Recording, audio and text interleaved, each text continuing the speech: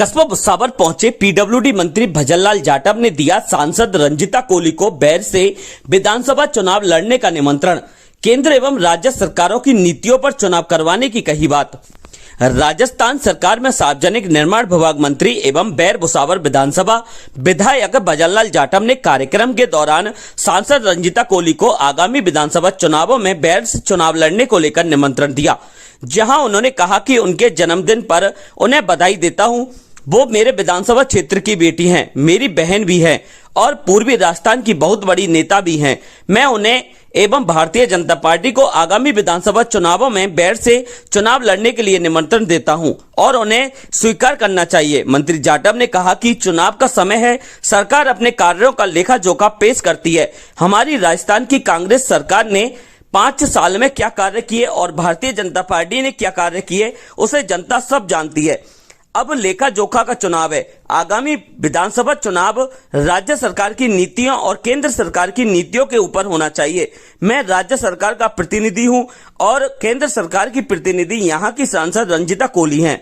अब आगामी चुनाव दोनों प्रतिनिधियों के बीच होना चाहिए और दोनों सरकारों की नीतियों पर मतदान होना चाहिए।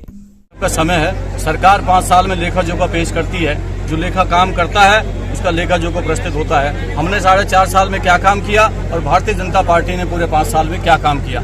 अब लेखा जोखे का चुनाव है, जनता सब जानती है और क्षेत्र जो वेयर विकसित हुआ है, आज पूरे वेयर का नाम पूरे भारत के अंदर और पूरे राजस्थान के अंदर जिस तरह विकास के नाम पर डेवलप हुआ है, इंडस्ट्रीज एरिया यहाँ पर अलॉट हो गई, तो इतने शानदार काम हुए हैं। मैं इतना ही कहना चाहता हूँ कि चुनाव अब राज्य सरकार की नीतियों के ऊपर और केंद्र सरकार की नीतियों पर होना चाहिए। राज्य सरकार ने क्या काम किया और केंद्र सरकार ने क्या काम किया।